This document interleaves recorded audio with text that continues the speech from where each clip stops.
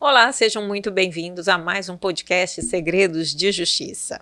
Lembrando que o nosso patrocinador, nosso parceiro aqui é a OCB do Espírito Santo, que cooperativas conectam histórias. E é por isso que aqui também estamos conectando histórias, estamos contando histórias, tá? E não poderia ser diferente com este advogado muito atuante na área do direito criminal no estado do Espírito Santo. É com muito prazer que recebo. Esse advogado tem muita história. Vocês vão ver que é história demais. Dr. Davi Metzger. Falei certo, doutor? Falou certo. E é o que muita gente, né, acaba trocando aí um pouco das palavras, né? Tem desembargador que prefere nem falar meu sobrenome. Sério? Olha, já começamos com uma curiosidade.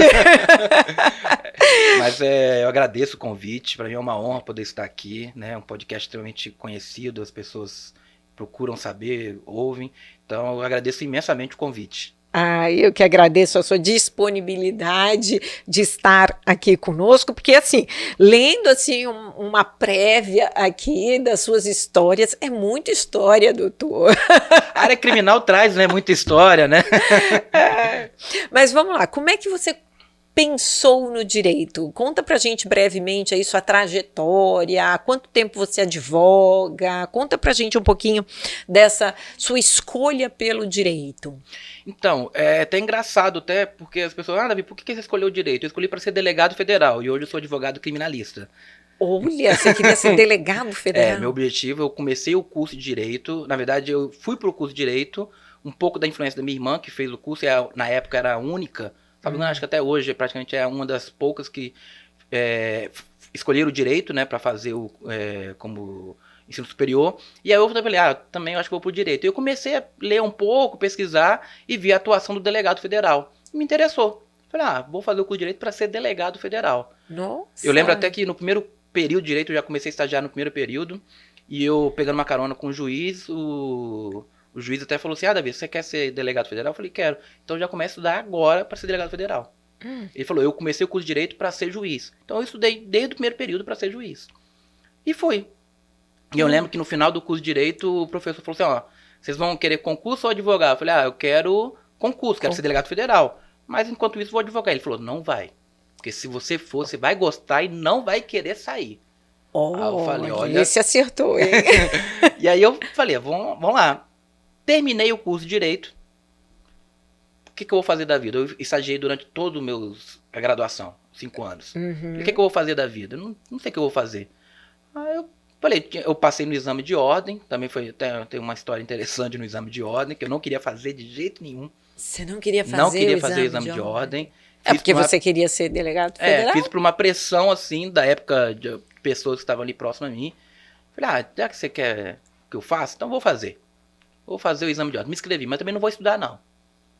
Não vou estudar. Aí eu era forçado a ir no cursinho preparatório.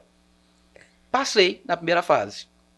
Aí, na segunda fase, eu escolhi até a área trabalhista na segunda fase. Porque todos meus amigos iam fazer trabalho. Eu gostava de penal, mas não ia. Falei, vou ficar sozinho estudando penal. Já não queria fazer. Por solidariedade. Aí eu falei, não, eu vou fazer trabalhista porque vai todo mundo fazendo trabalhista, né? Eu falei, vou para trabalhista. Não fui nenhuma aula do cursinho preparatório praticamente. Na segunda fase. Só que eu fui na última. E na época, em 2009, a prova foi em 2009, né? Mas na época era o CESP que fazia, e não era unificado no Brasil inteiro. Minas, São Paulo e Acre, se não me engano, fazia por conta própria. Sim, teve uma época assim mesmo. E aí, o professor que deu a aula do cursinho fez um simulado no último dia. E ele pegou um caso que tinha ocorrido em São Paulo 4 anos antes. O CESP pegou o mesmo caso. Aí eu falei, eu sei fazer essa prova, mesmo não sabendo muito direito de trabalho, eu sei por causa do simulado. Aí passei no exame de ordem. Aí eu fiquei em casa, assim, sem fazer muita coisa, estudando pensando na próxima prova de delegado, mas eu precisava de fazer alguma coisa, de ter alguma renda. Tenho a carteira do OAB, vou advogar. Aí fiz um cartão com meu nome, cometi o erro de colocar o endereço da minha casa. Nunca fica faço a dica. Nunca faço isso.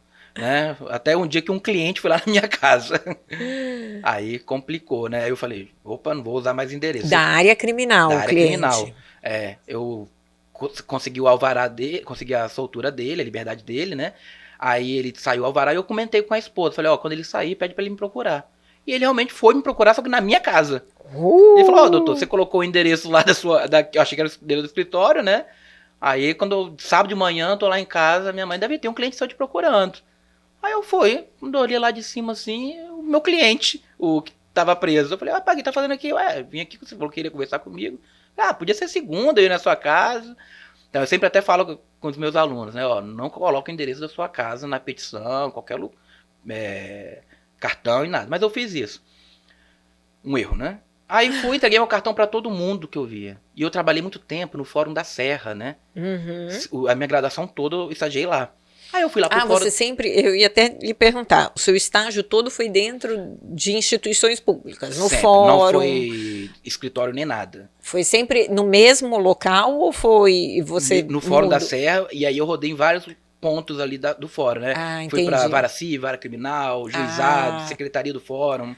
Que bacana. Rodei então passou por várias experiências dentro do Fórum da Serra.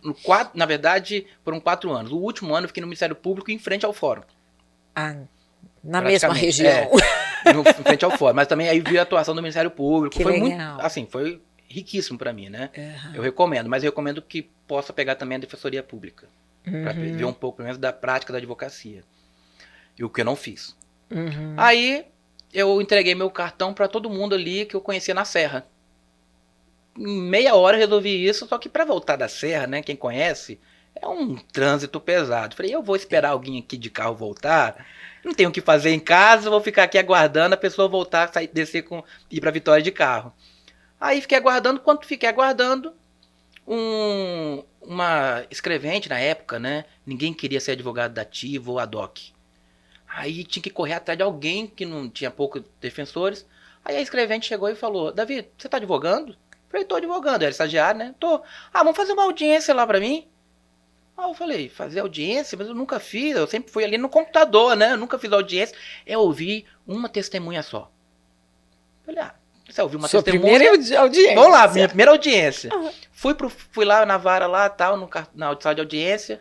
Cheguei lá, o réu tava preso, né?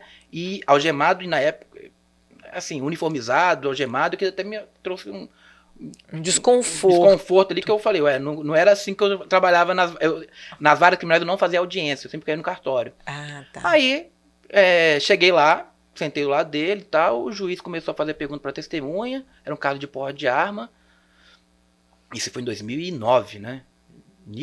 Metade de 2009, tem muito tempo. Aí, acabou, o juiz perguntou, o Ministério Público perguntou e passou a palavra para a defesa. Alguma pergunta, doutor? Falei, não tem pergunta. Aí veio a segunda testemunha, eu falei, já olhei para a escrevente, ele falou que era só um, né? Por que cadê essa segunda aqui? Como assim? Aí veio a segunda, aí o juiz perguntou, o promotor perguntou, eu falei, ele tá aqui do meu lado, vai achar que eu não fiz nada por ele. Melhor fazer alguma pergunta, né? Aí eu falei, ele resistiu à prisão? Aí o policial, não, tô satisfeito. Falei, já fiz muito já. Alegações orais. Na minha primeira audiência. Eu falei, excelência, eu nunca fiz audiência, minha primeira vez. Vou fazer, doutor, rapidinho, vamos lá, faz aí, vamos adiantar isso, vamos acabar com isso aqui logo. Aí o Ministério Público pediu a absolvição dele. Aí eu falei, olha, copia um pouco aí das palavras do MP, vou mudar aqui umas coisinhas e vamos ver. Aí o juiz, vou dar a sentença agora. Falei, doutor, o Ministério Público pediu absolvição, eu também, então você vai absolver, né? Ele, vou absolver. Aí eu comentei com o réu ficou feliz da vida. Aí ele, tem como avisar meus familiares que estão ali fora? Eu falei, aviso. Falei, doutor, pode ir lá avisar? Pode. Aí quando eu cheguei lá fora, um monte de gente. Os familiares dele, foi todo mundo, eu acho, da família dele. Aí todo mundo me cercou assim, e aí, doutor? Eu falei, olha, ele vai ser absolvido. Aí todo mundo começou a chorar, a gritar de felicidade. Aí uma tia dele veio e falou, doutor, o meu filho, que é primo dele, também está preso. Tem como fazer alguma coisa por ele? Aí eu olhei o andamento e falei, dá pra fazer um pedido de liberdade dele. Ele, quanto você cobra? Eu não tinha a mínima ideia. Não tinha a mínima ideia. Eu ganhava R$350 de estágio na época, antes, né? Aí eu não sabia calcular, não sabia nada. Eu falei, vou colocar um zero a mais aqui e cobrei 3.500. Uhum. Ela pegou o dinheiro e me entregou, em mãos assim. Na hora. Na hora ali, Na no hora fórum, ali. no Eu corredor. falei, é isso que eu quero pra minha vida. Aí fiquei na advocacia. Não, e olha que você já tinha um case de sucesso, né? É. Que aí legal. fiquei na advocacia por causa disso. E aí fiquei no criminal. Aí desde Olha. então eu tentei ainda sair do criminal por pressões de familiares, mas não teve como. Eu dava aula de direito penal, é o que eu gosto e tô aí desde então. Você sempre deu aula de direito penal? Como é que você ingressou nessa área acadêmica? Porque você é da aula, Dou aula né? desde 2012. Desde abril de 2012. 11 de abril de 2012 foi o meu primeiro dia de aula. Não foi no penal, foi no direito civil. Uma matéria que eu detestava. Como é que você foi parar lá, então? Foi engraçado porque eu não queria dar aula. Eu não queria. Aí um amigo meu que trabalhava na faculdade falou, Davi, tô precisando de um professor. Aí ele, matéria de quê? Aí ele falou, matéria de direito civil. Eu falei, detesto direito civil. Eu não gosto de direito civil. Eu gosto de direito penal, eu não vou dar aula de direito civil. Qual é a matéria de direito civil? Direito das coisas, e piorou. Você foi meu colega de graduação, você sabe que eu não gostava de direito das coisas, detestava direito das coisas. Ô, matéria chata. Eu falei, não, ele, Davi, mas eu preciso, por favor. Eu falei, vê com Tem gente que ama direito das coisas. Não, hoje, depois que eu aprendi, tem gente que fala assim, você só não gosta da matéria porque você não sabe. Depois que eu tive que estudar pra dar aula, eu comecei a gostar de direito das coisas. É uma matéria interessantíssima, porque realmente eu não estudava essa matéria. Aí ele falou, Davi, eu falei, vê com fulano, um amigo nosso, ele gosta de direito civil, né, ele gosta, ele tá mais dele. Aí, então tá. Aí ele tentou falar com ele, não conseguiu. Ele falou, Davi, eu preciso pra hoje. Eu preciso que você venha aqui hoje. Então vem, só venha. Dá uma enrolada e depois você vai. E depois eu vejo com o nosso amigo. Falei, então tá bom então. Mas só hoje, hein? Aí tá. Cheguei na instituição, ele me apresentou pro diretor. Aí o diretor, então, você traz a carteira de trabalho. Eu olhei pro meu amigo e falei, como assim? Carteira de trabalho? Pra um dia só? Fiquei. E aí ficou no direito das coisas e depois foi mudando. Então, aí eu entrei na sala de aula. Aí um promotor amigo meu sempre falava, Davi, não entra na sala de aula, porque você vai.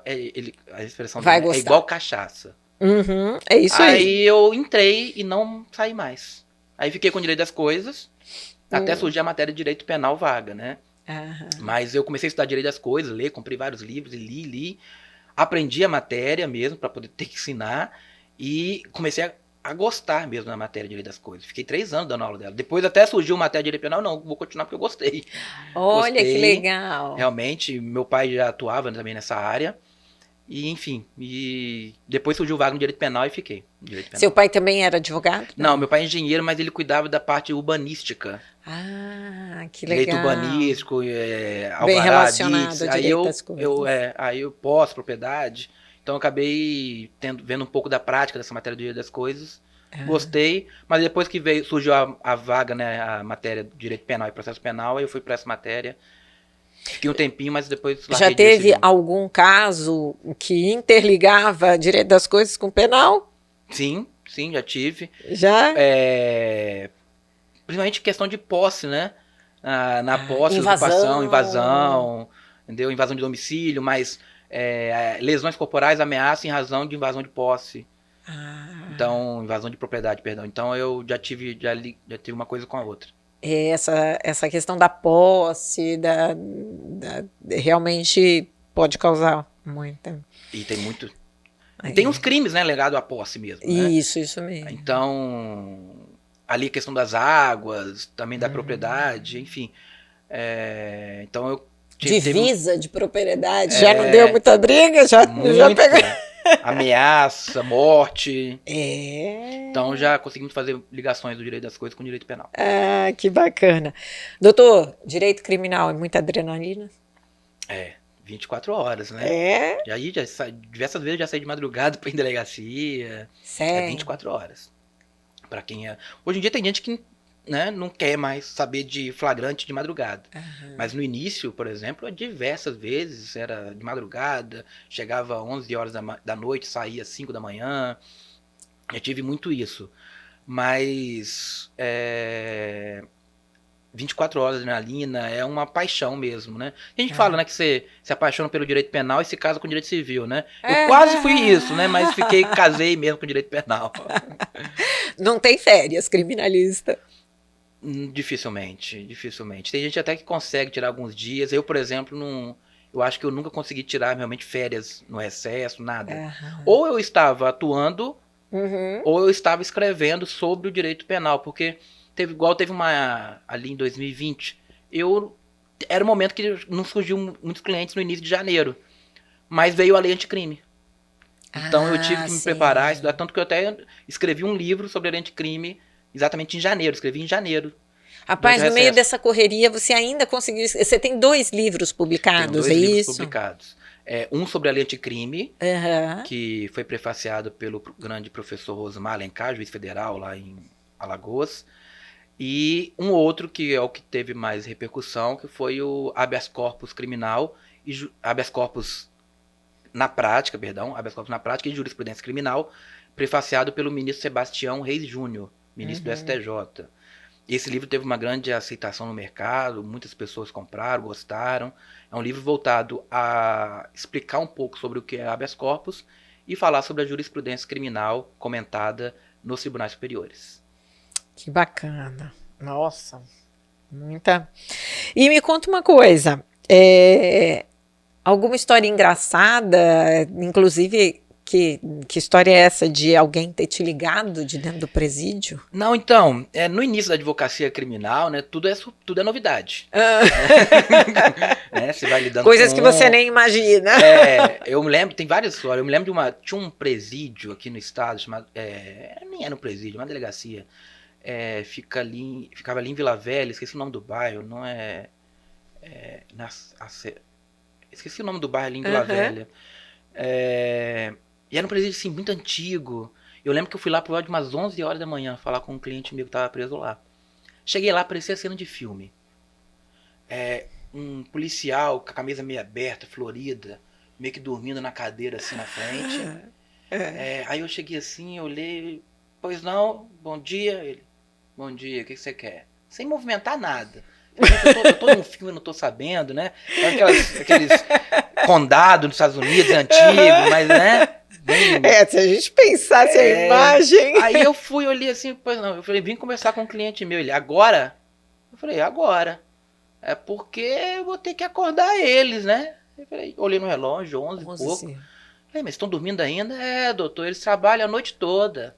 Eu falei, trabalham aqui dentro? Ele, tentando fugir, doutor. Eles ficam trabalhando. Aí eu falei, tá, entendi. Mas eu preciso falar com ele, vou ter que acordar todo mundo. Se eu quer isso mesmo, seu cliente depois você vai embora, seu cliente fica aqui. Eu falei, não, eu volto mais tarde, né? E pra conversar com ele quando todo mundo estiver acordado. Ele é melhor. Aí tem várias histórias, né? Aí teve esse telefone que eu achei engraçado, né? A mãe desesperada me ligou. Aí falou, olha, eu tô com... Meu filho tá preso, chorando, desesperado. Filho tá preso, não sei o que, isso, aquilo, tal. E começou a falar. Falei, olha, eu tenho que conversar com ele pra ver como é que se deram os fatos realmente, como é que foi. Você quer que ele te ligue? Aí eu falei, o seu filho tá preso, né? Ela tava chorando. Quando eu falei, seu filho tá preso, né? Ela parou de chorar, deu uma risada. Ô, doutor, você não sabe que tem celular no presídio, doutor? Eu fiquei passando assim, né? Como totalmente inexperiente, né? Que não conhece nada, né? A inocência em pessoa. Total, né? Eu falei, mas ele não tá preso, não? Ele, doutor, você sabe que tem celular lá dentro. Eu falei, olha, quase que eu falei, sou novo, né? Tô começando agora, tem coisa que a gente não sabe, né? Mas tem muitas histórias no criminal, então, enfim, né? Tem essa do telefone, essa...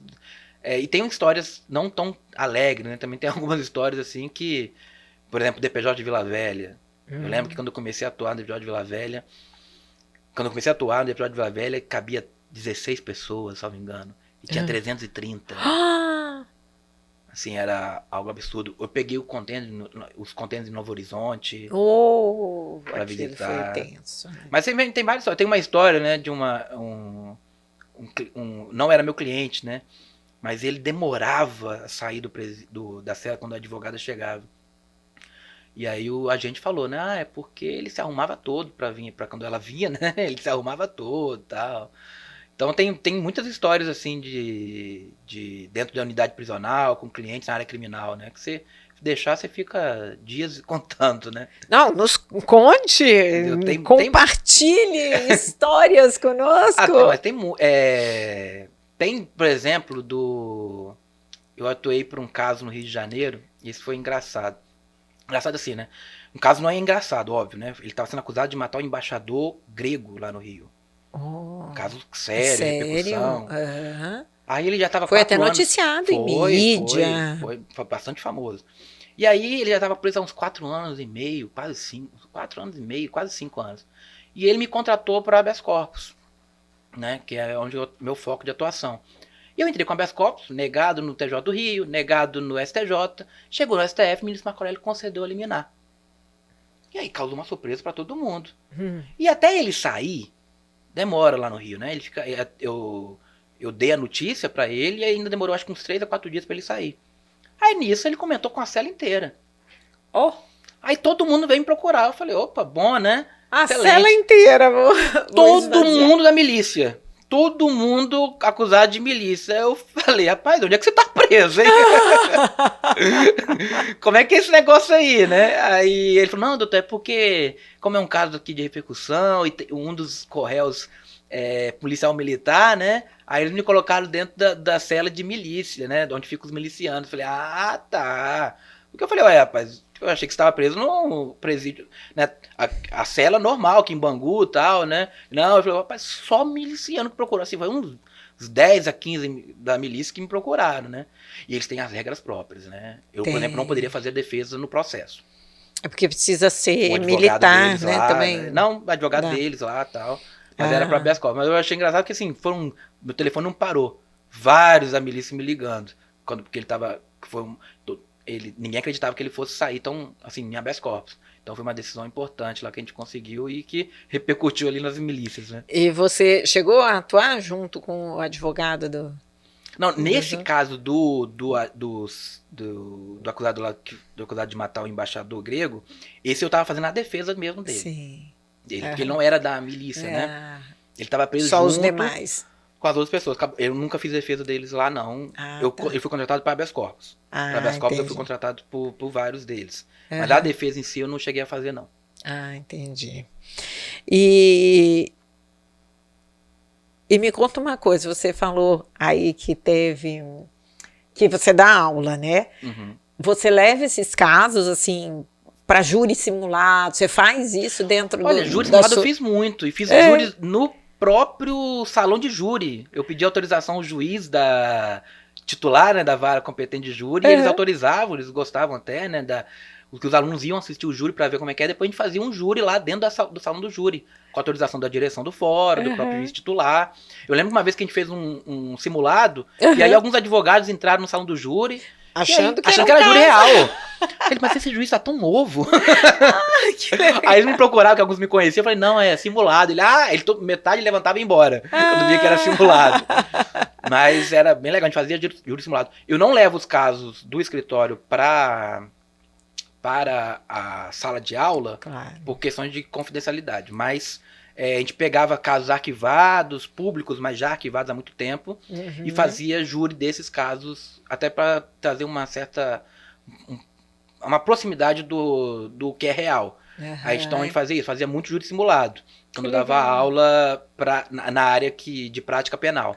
Então eu fazia esse júri simulado, era muito legal e tal. Mas também uma coisa interessante é que, dando aula, alguns alunos se envolviam em crimes e nos contratavam.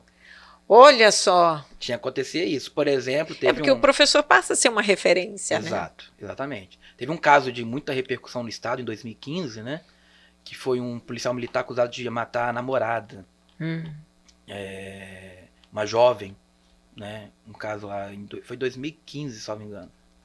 Foi 2015, fevereiro de 2015. Não sei se alguns vão recordar, alguns talvez vão recordar, né? É o caso do Itamar e da Ana Clara. Esse caso foi o Brasil inteiro, repercutiu no Brasil inteiro. Foi um caso muito emblemático. De sair no Fantástico, né? Foi um caso assim, Bom Dia, os jornais lá da Record, em cima. Enfim, foi um caso de repercussão e ele era o meu aluno. Aí eu conhecia, né? Conhecia os dois, na verdade, porque eles eram namorados, né? Eu conhecia os dois, mas ele já era um cliente meu na parte civil, e aí depois, com essa acusação, acabou se tornando cliente também na área criminal. Então teve outros casos, mas esse foi um caso de repercussão, teve outros casos que acaba acontecendo isso, né? Claro. O aluno ele tem uma confiança no professor. Claro. E aí se acabar se envolvendo em uma situação dessa, eles acabam contratando o professor, né? E aí, você se emociona junto com os seus clientes? Porque, por exemplo, um caso desse, você tem até uma outra relação, mais de proximidade e tal, porque é o seu aluno, a gente tem um carinho especial pelos alunos, Sim. né? E quando acontece essa relação, que sai da sala de aula, vai para o escritório, ou mesmo clientes que lhe procuraram, você já se emocionou em algum caso? Já lhe tocou de alguma forma? Então, todo caso, ele mexe, né? É importante você separar, né, a emoção da razão, para não atrapalhar a defesa. Mas todo caso você tem que entender um contexto, entender tudo, conhecer bem a pessoa, para saber como é que pode lidar, com qual será a melhor defesa, né, para o cliente. Mas teve um caso que me chamou muita atenção. Eu era defensor ativo.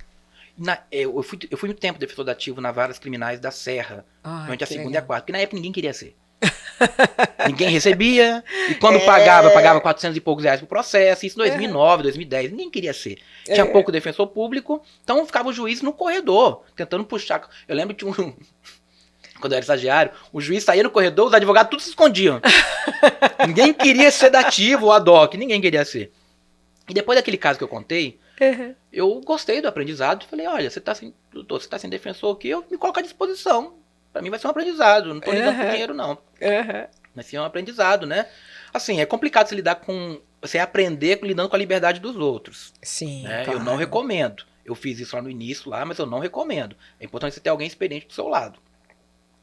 Mas, como eu estagiei muito tempo no fórum, conheci os trâmites, consegui até fazer boas defesas. Mas eu não recomendo realmente você lidar com a liberdade da pessoa sem experiência. Coloque alguém experiente do seu lado para te auxiliar. Isso eu acho muito importante para quem até está nos ouvindo aí, na área criminal, está começando. Chame alguém experiente para ficar do seu lado, para você aprender, ver a experiência, conhecer a pessoa que conhece o caminho. É importante isso, tá auxiliando os mais jovens. Eu auxilio bastante, eu gosto de auxiliar, gosto de ajudar, né, os jovens advogados para que não cometam erro, porque a liberdade é muito cara. Sim, sem dúvida Entendeu? alguma. Só que aí teve um caso que me chamou, como eu falei, me chamou muita atenção esse caso. Eu lembro até hoje, isso me marcou. Eu tava como dativo. E todo mundo que chega lá, né, costuma dizer, né, eu sou inocente e tal. Esse, ele tava sendo acusado de um porte de arma. Ele já tava respondendo por outro crime, por tráfico, se não me engano. E ele tava sendo acusado desse porte de arma. Mas ele fala, Davi, essa arma... Ele falava, né, doutor, essa arma não é a minha. Ele me contou a história de como que aconteceu. Ele falou, Davi, essa arma era de outra pessoa, foi colocada no carro, e aí depois me acusaram. Isso não tem nada a ver com essa história. Você pode perguntar isso para testemunhas, ele vai responder isso. Pode fazer isso. E aí eu fiquei com aquilo na cabeça e fui fazendo as perguntas que ele indicava. A resposta era exatamente o que ele me falava. Falei, rapaz, ele tá falando a verdade, realmente não é dele a arma. Só que no processo penal eu sempre falo, existe a versão da acusação, a versão da defesa, a versão que o juiz acredita e o que realmente aconteceu. Nossa! Existe isso. Às vezes, a versão da acusação é uma coisa que não tem nada a ver com o que aconteceu. Às vezes a defesa traz uma versão que também não foi o que aconteceu. E o juiz condena em uma dessas duas versões, ou absolve com base em uma dessas duas versões, ou traz uma versão do que ele acreditou nas provas, que também não foi o que aconteceu. Isso às vezes acontece muito. Claro. As pessoas falam, a verdade vai aparecer. Não, existem versões. E às vezes pode coincidir com a verdade, mas às vezes não. E nesse caso, infelizmente, eu fiquei triste por isso. Porque ele não conseguiu provar, o juiz acreditou na versão da acusação. E eu tenho certeza absoluta que ele falou, Davi, aquele tráfico que eu estou respondendo, estou preso, realmente eu pratiquei. Mas esse daí eu não quero pagar por algo que eu não fiz. Esse daí eu não fiz. O tráfico eu estou pagando porque realmente eu pratiquei. Mas essa arma aí não era minha. Não tem nada a ver com essa história. E aquilo me marcou. Marcou porque mostrou que realmente a versão... o processo penal ele não vai atrás da verdade. O processo penal é uma história que precisa ser contada. E a melhor história é a que vai prevalecer. E às vezes não é a verdade. Então ele foi condenado pelo porte de arma, mas eu acredito, e acreditei nele, e acredito que ele realmente não praticou aquele crime. Então isso me marcou muito, isso foi um divisor de águas para mim. E aquela história porque tem um princípio da verdade real, do processo penal. As pessoas né? falam muito isso, mas... Assim, mas ela é enfraquecida muitas vezes. Não existe o processo penal ir atrás da verdade real. Na minha opinião, é óbvio, né? Tô falando a minha opinião. Eu entendo que o processo penal, ele tá ali para contar... Eu lembro do advogado do Michael Jackson, que defendeu o O.J. Simpson, né? E ele falava isso, né? O Dr. Johnny, falecido já lá nos Estados Unidos. Ele falava, aqui no júri é quem contar a melhor versão. O júri ainda é um teatro? Não que é um teatro, eu não concordo que seja um teatro. Eu nunca defendi isso. Mas é um local onde você precisa contar uma boa história. Não ir pelo lado jurídico. É contar uma boa história. É o storytelling, né? Exatamente. Eu sempre defendi isso. Mas teve uma época que muita gente falava isso. O júri é um teatro. E, de fato, tem algumas sessões de júri que a gente entra aí, né? Sim, você vê pelo YouTube é uma encenação. Uma encenação, fazem música. Isso. Eu acho assim, eu entendo que é contar uma história. Você usou a expressão aí, né? Que é o storytelling. Que eu acho que isso serve para tudo no processo.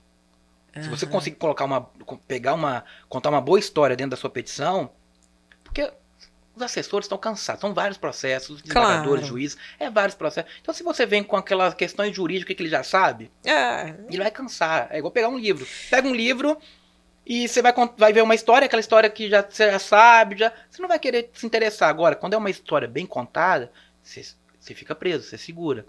Chama atenção. Então eu falo, você tem que saber contar uma boa história na petição. É a mesma coisa no júri, é saber contar uma boa história.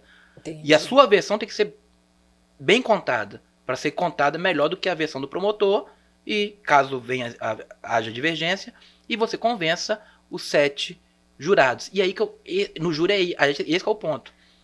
Não tem que ir pelo lado jurídico. Você tem que saber contar uma boa história, ter uma linguagem corporal, porque você está lidando com 7 pessoas ali que às vezes não tem nenhum conhecimento jurídico. Pois é uma balança, assim, com 2 medidas, né? Porque de um lado você tem o juiz que você não precisa ensinar o direito. Sim. Né? E do outro você tem 7 pessoas que não entendem do direito. Exatamente. Né? Tem que saber atuar. Não, assim, tem gente que consegue atuar muito bem nos dois. Com o juiz e com o conselho de sentença. Tem gente que não consegue. Encontrar o equilíbrio. Tem que encontrar o equilíbrio. Então, quem vai atuar no júri tem que saber lidar com isso. Saber que você não é o lado jurídico. Né? É contar uma história, é cuidar das emoções, linguagem corporal, isso tudo influencia, né? Que bacana. Então isso é muito importante lidar. Eu, por exemplo, quando eu falo de habeas corpus, eu comento com os alunos, né, dando aula de habeas corpus. Chego para os alunos e falo, olha, chegar para o ministro do STJ que deu o voto paradigma do ingresso ilegal no domicílio. Eu vou chegar para ele e falar, olha, o ingresso no domicílio, ele não pode seguir não pode ser dessa forma, porque a Constituição... Ele sabe disso. Lógico, né? O que ele não sabe é o seu caso. Perfeito. O direito ele sabe. Óbvio que ele sabe. Ele é ministro do STJ. Lógico. É óbvio que ele sabe. E às vezes o voto que eu estou usando como paradigma é dele. Ele sabe. Agora, o seu caso ele não sabe. E aí que precisa ficar bem claro. Você precisa fazer uma boa história sobre o seu caso.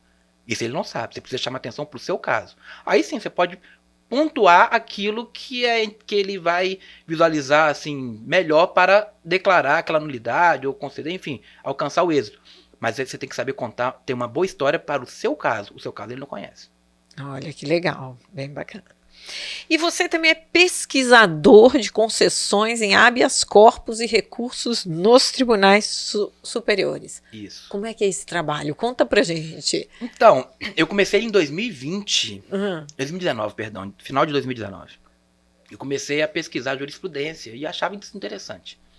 Porque eu via, né?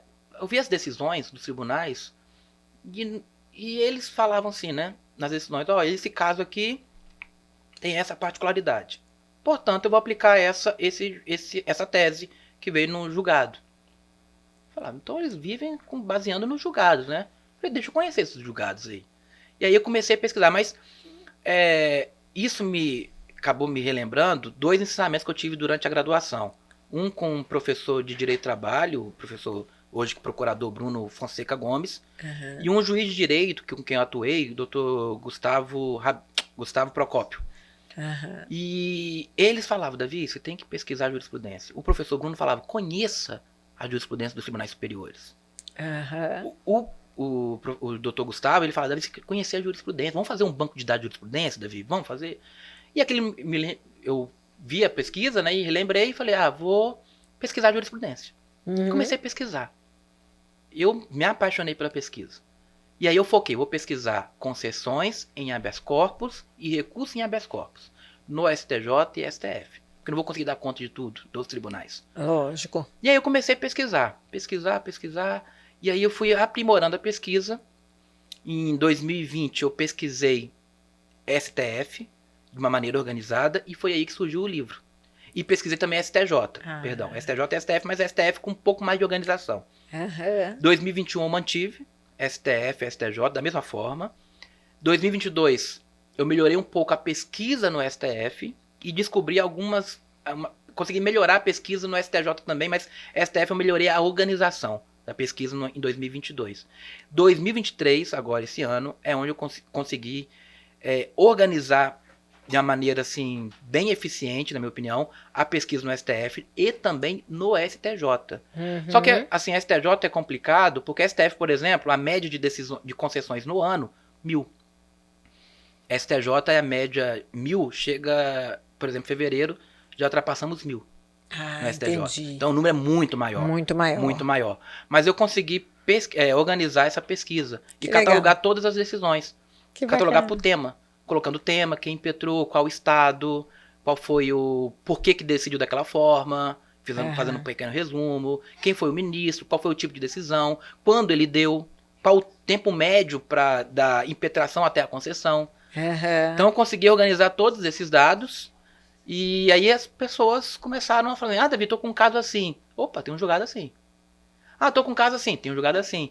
Aí isso aí expandiu e aí hoje eu tenho grupos, né? Meu Instagram é totalmente voltado para isso. Grupos no WhatsApp com mais de 400, 500 pessoas. Que as pessoas me têm como referência na jurisprudência, nas pesquisas em jurisprudência. Que bacana. Que trabalho muito bacana, muito bacana. Parabéns. Obrigado. Isso aí tem até despertado o interesse de pessoas, assim, né, desembargadores, ministros que viram a pesquisa, até querem ter acesso a essa pesquisa. Eu vou tentar melhorar, né, aumentar o número de decisões. Quando tiver um número maior de decisões, eu pretendo apresentar essas pesquisas. Já apresentei de 2020 no livro, né? E doutor, né?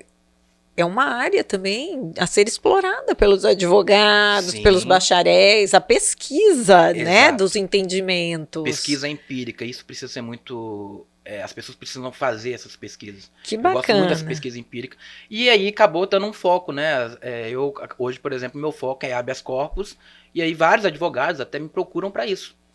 Que bacana. Por causa da minha pesquisa, eles falam, Davi, eu tô fazendo defesa aqui, tem como você cuidar do habeas corpus pra mim? Então as pessoas acabam... E às vezes até o fornecimento, a contratação de pareceres com base nessas pesquisas. Porque, que bacana. Por exemplo, chega um caso, eu falo, olha, não adianta. Tá vendo? Não vai ser muito difícil isso no STJ e no STF. Ou então, chegou esse caso aqui, ele é interessante focar neste ponto. Porque você vai ter uma oportunidade muito maior lá nos tribunais superiores. Então acaba que os advogados, muita gente procura por causa disso. Que legal, que bacana. Doutor, conta uma curiosidade aqui. 2020, em plena pandemia, o índice de crimes caiu ou é lenda? Na verdade, muitos desembargadores, juízes, eles acabaram aplicando uma agravante porque muitos crimes foram praticados durante a pandemia. Não teve, então, essa coisa, caiu o número de crimes por causa da... Não teve muito. Tanto é que eles, na minha opinião, indevidamente, aplicaram uma agravante dizendo, o crime foi praticado durante uma calamidade pública. Aí Meu precisa Deus. uma pena aumentar por causa disso. Isso tem mudado, os tribunais superiores têm afastado isso. Mas isso só mostra que muitos crimes foram praticados durante a pandemia. Na minha opinião, não diminuiu. Na verdade, com a pandemia aumentou, infelizmente, aumentou o número de violência doméstica. De fato. Infelizmente, o número de violência doméstica aumentou. Então, assim, a pandemia, na minha opinião, não foi um óbice para a prática de crime. Muita gente praticou crime mesmo com a pandemia. Doutor, agora a gente entra numa parte da entrevista que é um bate-ponto. Eu falo e você me diz o que vem à sua cabeça. Meu Deus, você pediu o que vem na cabeça de um criminalista. Nunca diga para um advogado. Nunca digo para um advogado que confessou pro delegado. Alvará é? Liberdade, êxito, o resultado satisfatório para o advogado. Que vai... Habeas corpus é? O maior remédio que o Estado Democrático de Direito tem.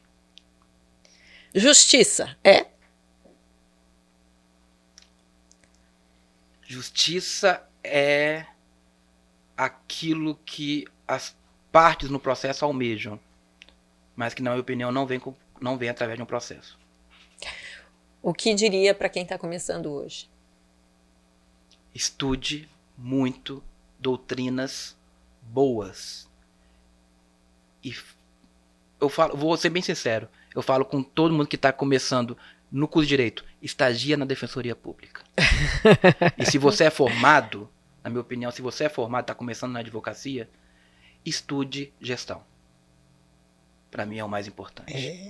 Esse é Quem vai começar bastante. na advocacia, se é, né, o que eu posso falar, é estudar gestão. Eu comecei a estudar gestão em 2017, é um divisor de águas na minha advocacia. Eu tinha uma advocacia de 2009 a 2017. Depois de 2017, minha advocacia mudou. Então estude gestão e, e mais se especialize. Bacana. O que mais te irrita num processo? Morosidade. Essa é o concurso aqui. Nunca comece uma sustentação oral com? Lendo. Lendo. Audiência virtual ou presencial? Posso usar a resposta jurídica? Pode. Depende. Eu sou a favor da audiência virtual, mas não sou a favor de testemunha virtual. Entendi. Para mim, testemunha tem que estar dentro da sala de audiência. Pode ser híbrida, de repente. Sim, não vejo nenhum problema. Eu fiz uma audiência em Belo Horizonte, foi até com aquela juíza que fez o caso do Bruno. O caso do Bruno. Ela é brava. E aí eu fiz audiência com ela. Ela fala, o advogado, o réu, pode fazer telepresencial, mas testemunha tem que estar aqui na minha frente. Olha, legal. Isso eu sou a favor. Processo físico e eletrônico? Eletrônico. Lógico, né? Apesar de ser eletrônico, eu gosto de imprimir, tá?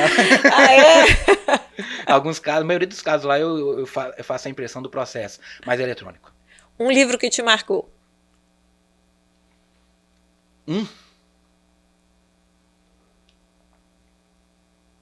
Olha, foi assim, é complicado escolher um livro, né? Porque foram vários. Mas eu acho que o que mais me marcou assim, na advocacia, ou no direito ou qualquer setor. Dentro do direito, eu coloco que foi o livro do Alberto Toron, que fez surgir uma paixão assim, um pouco maior assim, pelo habeas corpus. Legal. Então, dentro do direito, é o livro que me fez ir para o habeas corpus, que é a atuação que eu amo, que eu gosto de fazer, de pesquisar. Então, eu considero muito isso, o livro dele, do Alberto Toron, advogado lá de São Paulo, que é sobre habeas corpus. Legal. Se não fosse advogado, seria? Músico. Músico! Qual tipo de música que mais lhe agrada? Eu gosto de música bem tocada, sou baterista, né? Oh! Bateria desde os 7 anos. Que bacana! Desde os 7 anos. Desde os 7 anos. Ai, que legal. Uma vez eu queria ser músico, né? Mas aí me falaram, não, Davi, vai ser músico não. Mas lá no meu escritório tem 5 mini baterias. Olha, nossa. Perdão, 4 mini baterias. Então, com certeza, se eu não fosse do direito, não tivesse no direito, seria músico. Ah, que legal. Doutor, muito obrigada eu que agradeço. Por esse bate-papo gostoso, e compartilhar tantas histórias e experiências. E sinta-se convidado para vir novamente aqui, quando quiser, para continuar esse bate-papo. Eu que agradeço pelo convite. Como falei, né, é uma honra poder estar aqui, né, nesse podcast. Acho que o principal aqui do estado relacionado à parte jurídica, e um podcast fantástico. Pessoas extremamente gabaritadas que estiveram aqui, então me sinto honrado de estar nessa cadeira, né? Amigos queridos que já estiveram aqui, pessoas extremamente importantes. Então eu fico lisonjeado pelo convite, estou à disposição e espero que tenha sido um bom bate-papo, que tenha rendido frutos aí. Foi excelente, muito, muito, muito obrigada. E para vocês, não esqueçam de compartilhar, curtir, comentar aqui o que acharam da entrevista e se você também tem boas histórias para contar. Quem sabe qualquer hora você não esteja aqui também. Um abraço e até a próxima.